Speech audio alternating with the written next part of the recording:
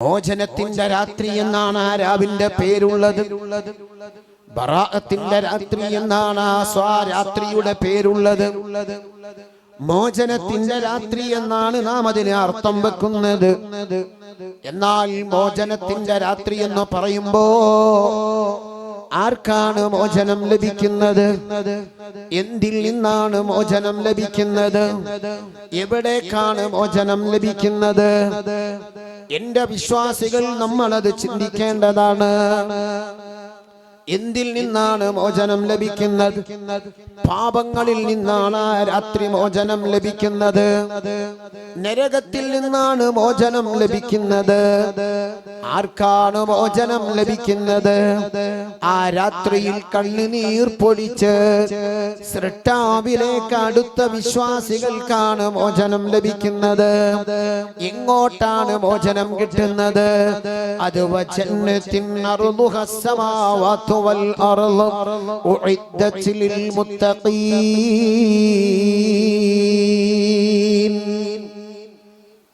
സ്വർഗത്തിലേക്കാണ് മോചനം ലഭിക്കുന്നത്. സ്വർഗത്തിന്റെ വിശാലത എത്രയാണെന്നറിയോ? അർളുഹസ് സമാവാതു വൽ അർള്, ആകാശഭൂമികളുടെ വിശാലതയാണ് സ്വർഗത്തിനുള്ളത്. ആകാശത്തിന്റെ വിശാലത എന്നൊക്കെ ഒറ്റ വാക്കിലങ്ങ് പറയുമ്പോ നാം ഇങ്ങനെ ചിന്തിക്കും, ആകാശത്തിന്റെ വിശാലത നമ്മൾ ഇങ്ങനെ കാണുന്നതാണ്. ആകാശം വളരെ ചെറുതായി നാം അതിനെ മനസ്സിലാക്കി പോകുമല്ലോ. എന്റെ വിശ്വാസികൾക്ക് വേണ്ടി ഞാനൊന്ന് ചെറുതായി അങ്ങ് പറയട്ടെ.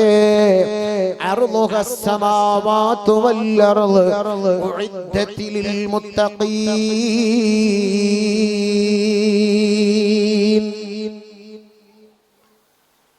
ആകാശങ്ങളുടെ വിശാലത, ഭൂമിയുടെ വിശാലത.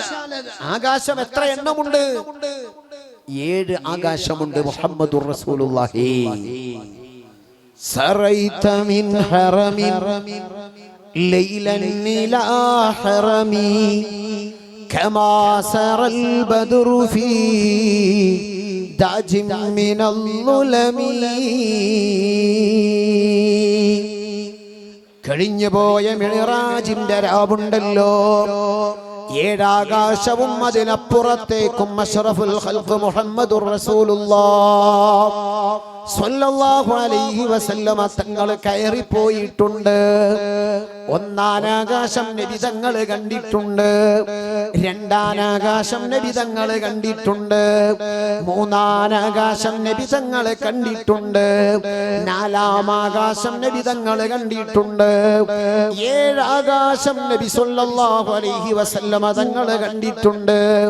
അതിനപ്പുറം നബി തങ്ങൾ കണ്ടിട്ടുണ്ട്. ദഅനി തഖദ്ദം യാ ഹബീബി ലാ തഖഫ് അബ്ശിർ തുനാജി റബ്ബകൽ ഖയ്യൂമാ സ്വല്ലു അലൈഹി വസല്ലിമു തസ്ലീമാ.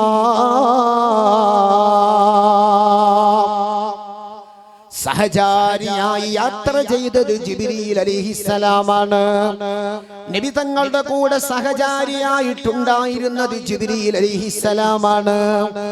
7 ആകാശം കടന്ന് മലക്കിന് അനുവദിച്ചിരിക്കുന്ന പ്രത്യേകമായ ബോർഡർ കഴിഞ്ഞപ്പോ നബി തങ്ങളോട് പറയുന്നു, യാ റസൂലല്ലാഹ്, ഇതിലപ്പുറം കടക്കാൻ എനിക്ക് അനുമതിയില്ല. ഇതിലപ്പുറത്തേക്ക് വരാൻ എനിക്ക് സമ്മതമില്ല. പ്രവാചകന്മാരിൽ തന്നെ ഉത്തമരായ മനുഷ്യരിൽ ഉത്തമർ പ്രവാചകന്മാരാണ്. അവരിലും ഉത്തമരാണ് മുഹമ്മദുർ റസൂലുള്ളാഹ് സ്വല്ലു അലൈഹി വസല്ലിമു തസ്ലീമാ.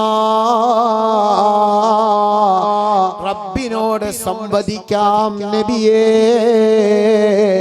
റബ്ബിനോട് സംഭാഷണം നടത്താം നബിയേ, റബ്ബിനോട് സംസാരിക്കാം നബിയേ, അങ്ങേക്ക് പോകാം.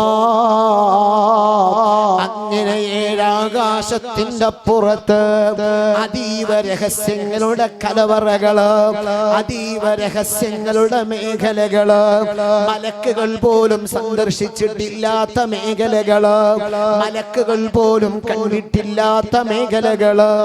അഷ്റഫുൽ ഖൽഖ് മുഹമ്മദുർ റസൂലുള്ളാഹ് സ്വല്ലല്ലാഹു അലൈഹി വസല്ലമ തങ്ങൾ സന്ദർശിക്കുന്നു. ഏഴാകാശമാണ്, ഏഴാകാശമുണ്ടെന്ന് ഉറപ്പാണ്. ഏഴ് ഭൂമിയും ഉണ്ടെന്ന് ഖുർആൻ പഠിപ്പിക്കുന്നു. ഒരാകാശത്തിന്റെ വലിപ്പം എവിടെയാ? ഒന്നാനാകാശം കണ്ടവരാരാ? ഈ കൂട്ടത്തിൽ ഒന്നാനാകാശം കണ്ടവരുണ്ടോ? ചിലരൊക്കെ ധരിച്ചിരിക്കും മേൽപോട്ട് ഇങ്ങനെ നോക്കുമ്പോ കാണുന്ന മേഘത്തിന്റെ കൂട്ടങ്ങളുണ്ടല്ലോ, അതാണ് ഒന്നാനാകാശമെന്ന് ധരിച്ചു വെച്ചവരുണ്ട്. നിങ്ങൾ അറിയുമോ, വിമാനത്തിൽ സഞ്ചരിച്ചവർ കൂട്ടത്തിൽ ഉണ്ടാകാമല്ലോ, ഹജ്ജിന് പോയവരുണ്ടാകാമല്ലോ, ഉംറക്ക് പോയവരുണ്ടാകാമല്ലോ, വിദേശത്ത് ജോലി ചെയ്തവരുണ്ടാകാമല്ലോ, വിമാനത്തിൽ യാത്ര ചെയ്തവരുണ്ടാകാമല്ലോ. അല്ലാഹു ഹജ്ജിനും ഉംറക്കും ആഫിയത്തോടെ പലതവണ തൗഫീഖ് നൽകട്ടെ.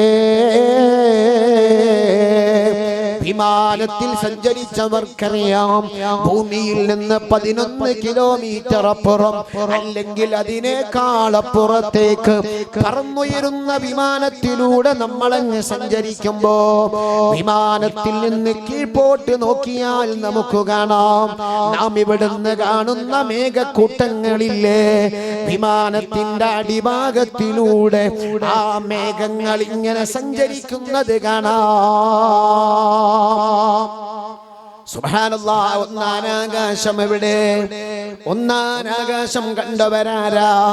വലഖദ് സയ്യന്ന സമാഅ ദുനിയാ ബിമസാബീഹ്. ഈ ആയത്ത് വെച്ചൊരു പഠനം നടത്തിയാൽ പണ്ഡിത ലോകം നമ്മെ പഠിപ്പിക്കുന്നത് കാണാം. നീ ഇപ്പൊ അനുഭവിക്കുന്ന സൂര്യനില്ലേ, നീ ഇപ്പൊ അനുഭവിക്കുന്ന ചന്ദ്രനില്ലേ, നീ ഇപ്പൊ കാണുന്ന നക്ഷത്രങ്ങളില്ലേ, കണ്ടുപിടിച്ചതും കണ്ടുപിടിക്കാത്തതുമായ ഗാലക്സികളില്ലേ, എല്ലാം ഒന്നാനാകാശത്തിന്റെ ചുവട്ടിലാ, എല്ലാം ഒന്നാനാകാശത്തിന്റെ ചുവട്ടിലാണ്. എങ്കിൽ ഒന്നാം ആകാശം എവിടെ? നബി തങ്ങൾ കണ്ട 7 ആകാശങ്ങൾ എവിടെ? കഴിയുന്ന ആളുകളൊന്ന് ചിന്തിച്ചു നോക്കൂ സഹോദരങ്ങളെ. അതാണ് അർളുഹസ്സമാവാതു വൽ അർള്. സ്വർഗ്ഗത്തിന്റെ വിശാലത എത്രയാ, സ്വർഗ്ഗത്തിന്റെ വീതി എത്രയാ? 7 ആകാശത്തിന്റെ വീതിയാ, 7 ഭൂമിയുടെ വീതിയാ. അത്രയും വിശാലമാണ് സ്വർഗം. ആ സ്വർഗത്തിലേക്ക് പേര് കിട്ടാൻ, നരകത്തീ കുണ്ടാരത്തിൽ നിന്ന് മോചനം കിട്ടാൻ, കത്തിയാളുന്ന തീക്കുണ്ടാരത്തിൽ നിന്നും സ്വർഗത്തിലേക്ക് പേരൊന്നു മാറ്റിക്കിട്ടാൻ